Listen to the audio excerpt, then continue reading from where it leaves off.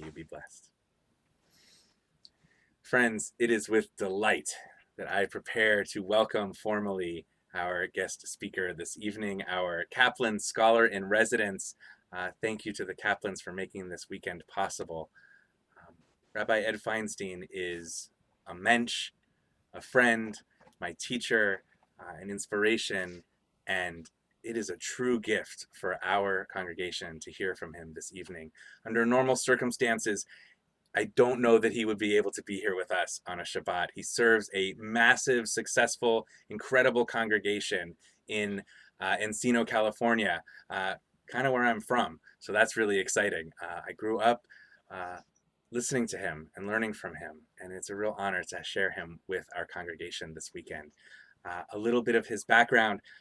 He is a teacher at the Ziegler School of Rabbinic Studies in Los Angeles. He trains conservative rabbis. He is taught for the Wexner Heritage Program, the Shalom Hartman Institute. He is a published author. He has just done so much. Ordained in 1981 at the Jewish Theological Seminary, the founding director of the Solomon Schechter Academy in Dallas, Texas, the former executive director of Camp Ramah in California, and good husband and father to beautiful people. It is my honor to introduce my friend, the senior rabbi of Valley Beth Shalom, for his presentation this evening, Rabbi Ed Feinstein. That is Rabbi Brenner Glickman. We want Rabbi Ed Feinstein. There we are. Rabbi, the floor is yours. We're so happy to share this evening with you. Well, thank you so very much, Michael. Thank you, Rabbi Michael. Thank you, Rabbi Brenner. Thank you to all of you for sharing such beautiful prayers, words of inspiration, beautiful melodies. And thank you for allowing me to be with you on this very special Shabbos. And to those of you who have just joined Temple Emanu-El, welcome to a wonderful adventure.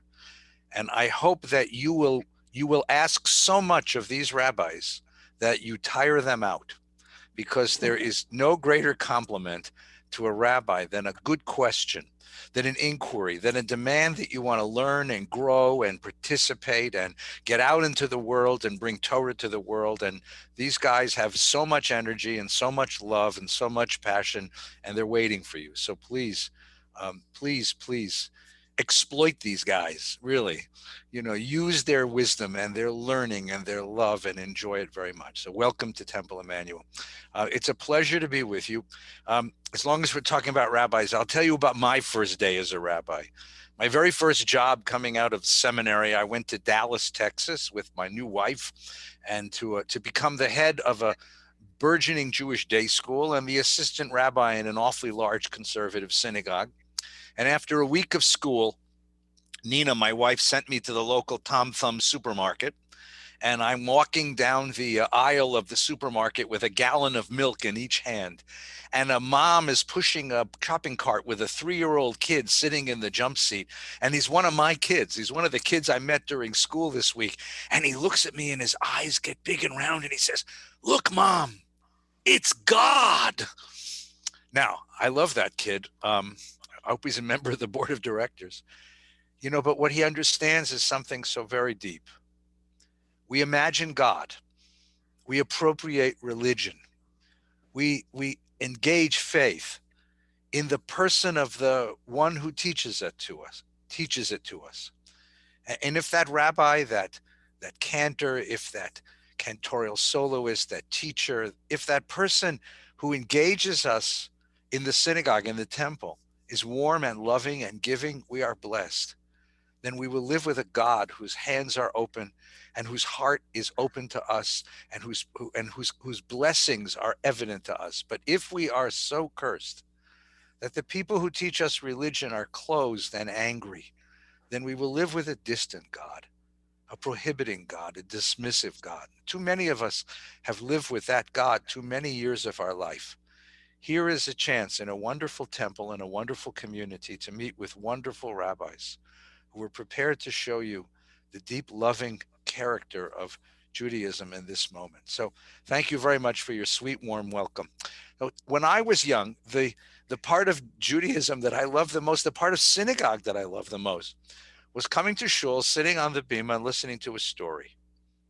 And so I've devoted myself to the collection of Jewish stories. And tonight, what I'd like to give you is just an old story told in many different versions around the world, but it's a brilliant story and a deep story. The version that I love is about a little town in the old country and two Jews who inhabit that town. Reb Chaim was the richest man in town. He lived in a mansion at the top of the hill. And every Friday afternoon, he would dress in his finest suit and come to the door where the butler would meet him with his hat, his overcoat, and his cane. And Reb Chaim would whistle his way down the hill to the synagogue. He'd enter the synagogue, wish everyone a good Shabbos, and walk to the very front and sit in the very front row, where he listened to the prayers and enjoyed the rabbi's wisdom. And at the end of the service, he would rise from his seat, wish everyone good Shabbos, and he was the first one to walk down the aisle and up the hill back to his mansion. But that's where the difficulty began. You see, Reb Chaim had no family. And he would come to that mansion, the butler would take his hat and his coat and his cane, and he would come into the dining room where a beautiful table had been set, and he would sit all alone. He would recite the prayers for the Shabbos and taste the soup and eat the chicken, and there was always something missing, some emptiness in his heart. So one Shabbos, that emptiness grew so acute that he said to himself, something must be done. But what? And he knew that it was his moment to share Shabbos. But with whom? With whom does Reb Chaim share his Shabbos? And then it occurs to him, the only one gracious enough to share his Shabbos would be God himself. And so he calls for the butler. He says, send the baker. Send the baker. And the baker comes and he says to the baker, next Shabbos, I want you to make 2 extra challas. There's no challas in the world as wonderful as yours, not as light and as sweet and as wonderful. I want to share them. Bring me 2 challas before I leave. Wrap them up good. They're for someone close to me. And so it was that the next Friday, as he's ready to leave for the shul, he puts on his coat, puts on his hat, takes his cane, and the butler hands him a bag. And he can smell that in the bag are 2 delicious warm challas straight from the oven. Reb Chaim walks down the hill and walks into the synagogue before anyone else is there and stands in front of the Holy Ark and makes a prayer. Ribbono shel olam, Master of the world, every week I enjoy your bounty to celebrate your glorious Shabbos. This week I want to share that with you. You, God, you created the Shabbos. So I bring you a gift. 2 challahs better than your angels can bake. Enjoy this with my blessings. And he takes the 2 challahs, he opens the doors of the ark, and he places them just behind the Torahs. And there they sit. Reb Chaim prays with a fervor, a passion he's never felt before. And he rises from his seat at the end of the service with a big smile on his face. My brothers, my sisters, good Shabbos. And he walks up the hill with a spring in his step and enjoys a Shabbos like he hasn't enjoyed in years and years and years. Well, it just so happens that very Shabbos, the other Jew in our story, Rabbi Yankel, is there. Rabbi Yankel is the poorest man in town. And because God has a very bad sense of humor, Rabbi Yankel has a huge family. He has a wife and a half a dozen children. He has his in-laws and his Aunt Zelda. They all live in a little tiny hovel with him.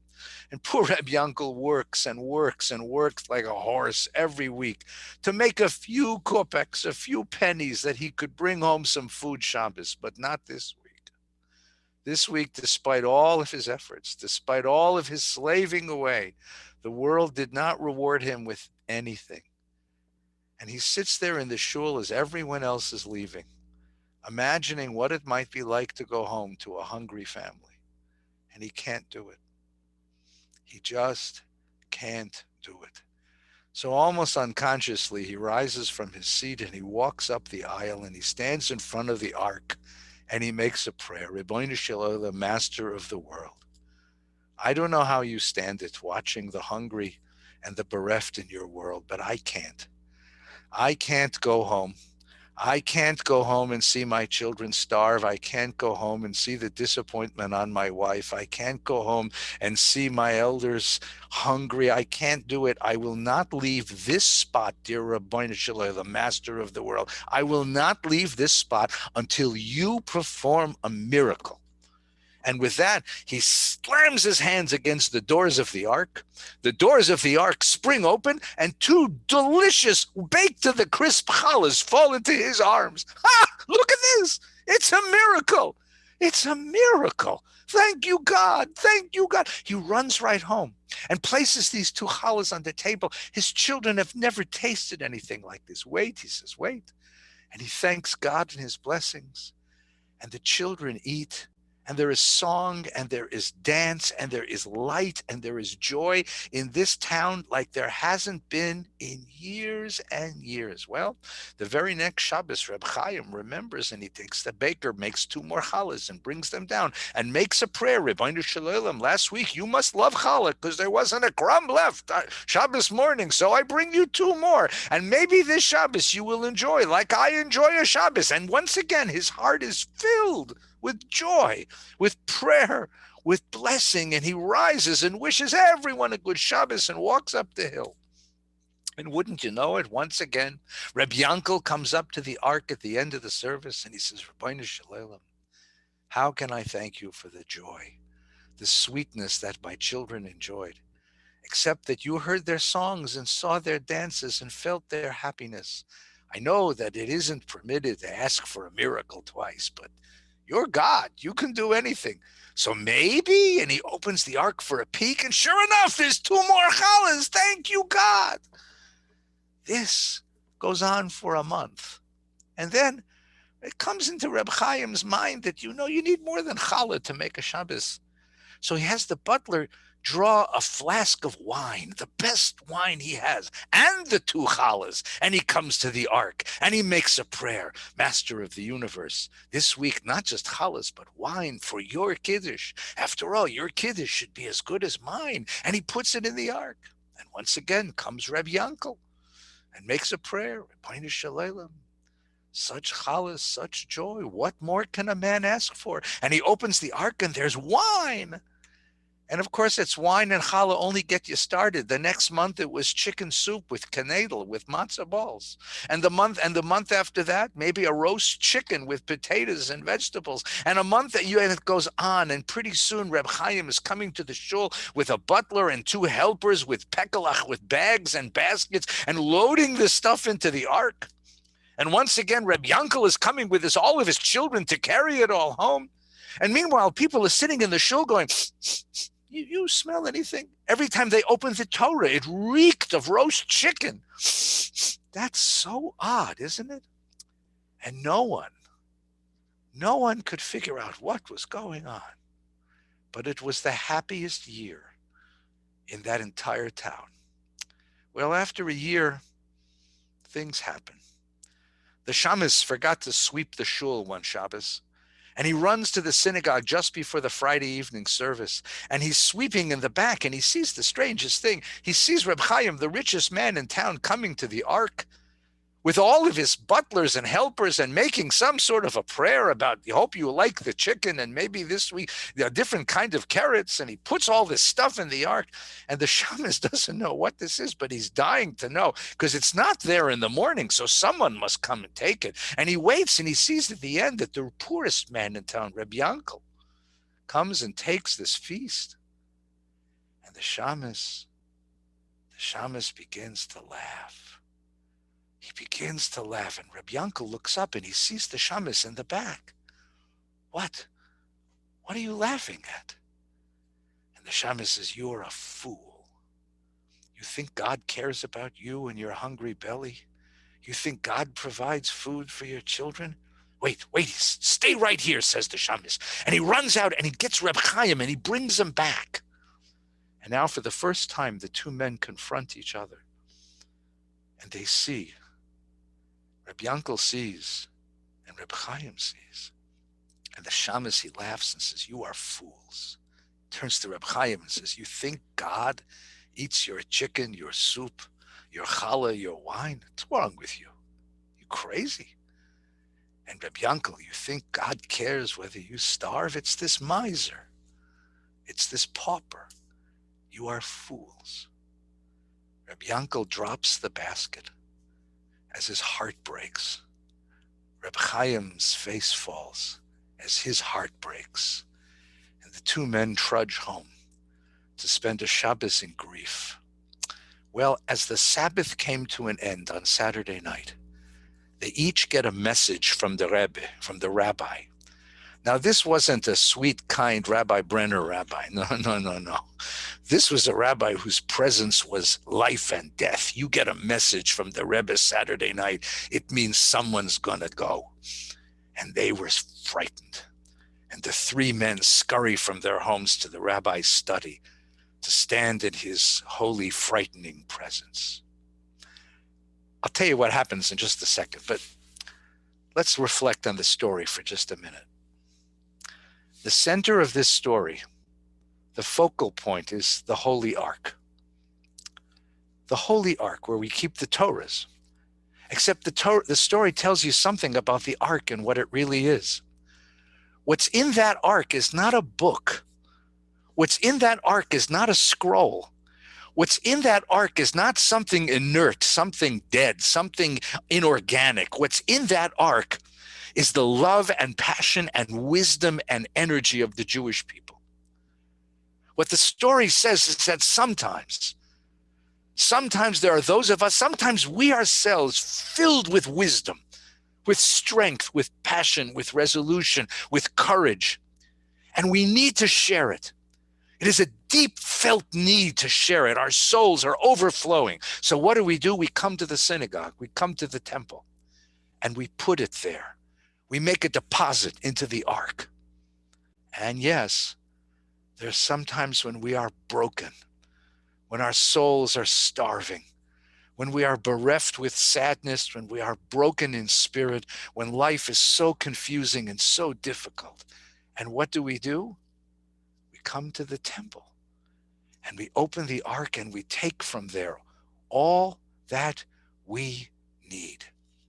The Ark, the Torah, the essence of sanctity in Judaism is not something inert. It is an exchange, a transaction between those of us who are ready to give and those of us who need so much to take. And all of us have moments like that in life.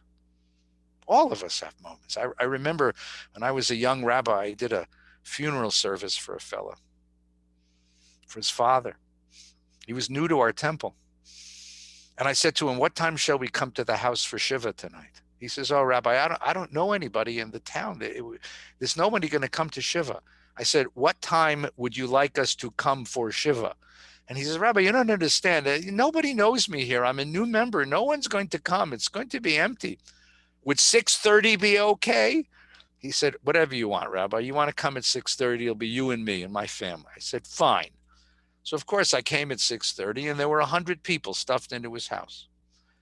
There were the families of his kids' friends who came to school with his kids. There were neighbors from the neighborhood. There were people he worked with. And members of the temple heard that there was a family in grief, and they came and they filled his home with song and memory, with prayer, with coffee cake. They came to share love, and he stood on the lawn waiting for me to come in, and he said, how did you know? I said, because that's who we are. That's why you're part of a temple. That's what it means. When you need, you come take. And when you have, you share. And that's what we do. That's the holiness of Torah. That's the holiness of the Ark. That's the holiness of the temple. That's what the story is about. Oh, hey, the end of the story now. The three men, Reb Chaim, Reb Yankel, and the Shamus, stand in front of the Rebbe. And they look down, and the Rebbe is sitting there, and his eyes are red with tears. And he's weeping, and he stops weeping and says, gentlemen, I had a dream that God is very angry at us, that the world is about to come to an end. Because this miracle that had been put into the universe on the very first day of creation, this miracle which brought God's heart such joy, you've ruined the miracle. It is a miracle. Don't you understand, Reb Chaim? When you brought a challah, wine, you brought food to the Holy Ark. Don't you know? You brought it to the Kodesh Baruch Hu. You brought it to God himself. And God cherished every taste, every morsel. God cherished my gift? Are you kidding? An open heart is the thing that God cherishes most in life. Of course, God cherished it. And Reb Yankel, whose only desire is to feed his children, God heard your prayer and provided so that your children might sing and dance on Friday night. And don't you know that God joined that circle of the dance and shared your song? This was a miracle that brought the Kodesh Baruch Hu joy, but it's ruined now.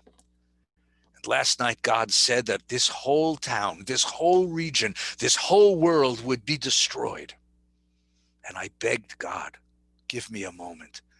Let me see if I can do tikkun and repair the miracle. Gentlemen, can we repair the miracle? But Rebbe, we are but men. How can we repair a miracle? And the Rebbe got angry and said, what do you mean, how can you repair a miracle? That's why we're in the world. That's the task of the human being, to do tikkun. Can you repair the miracle? Because the fate of the world depends upon it. Well, if the fate of the world depends upon it, Sir Reb Chaim, I suppose we can repair the miracle. But tell you what, instead of schlepping all the food out of the ark, why don't you come to my place, my house? Why don't you bring your family to my table next week, and we'll share the Shabbos meal? And so it was. And so it was that Rabbi Yankel's family, his children, his in-laws, his Aunt Zelda, they all trudged up the hill after service. And Reb Chaim, for the first time, opened his doors and set a table for guests. And wouldn't you know it, those children filled the halls of that great mansion with song and with dance, with joy and celebration. And Shabbos rang through the halls of that house. And it was never more joyful. And they did it again. And they did it again.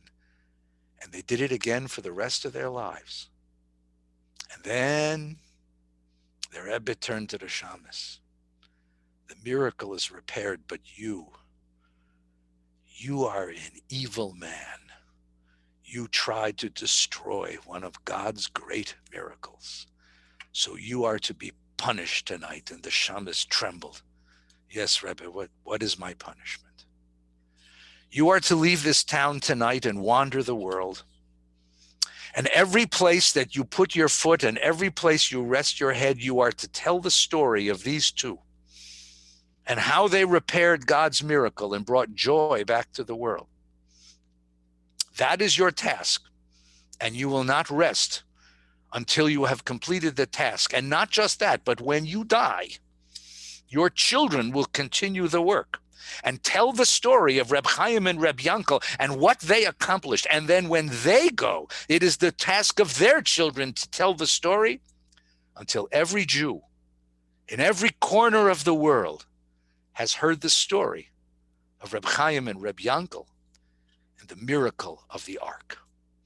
And now, my dear friends, I thank you because you've allowed me to fulfill my familiar responsibility and let you know the great story, the power of loving human beings to bring miracles into the world. Shabbat Shalom.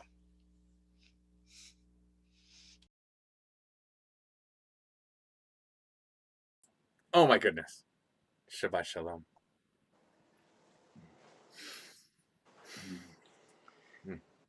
Shabbat Shalom. Rabbi Feinstein, thank you for bringing to our Shabbat celebration the story of inspiration, of great warmth, of humor, and meaning. We very much look forward to tomorrow morning when you will be our teacher.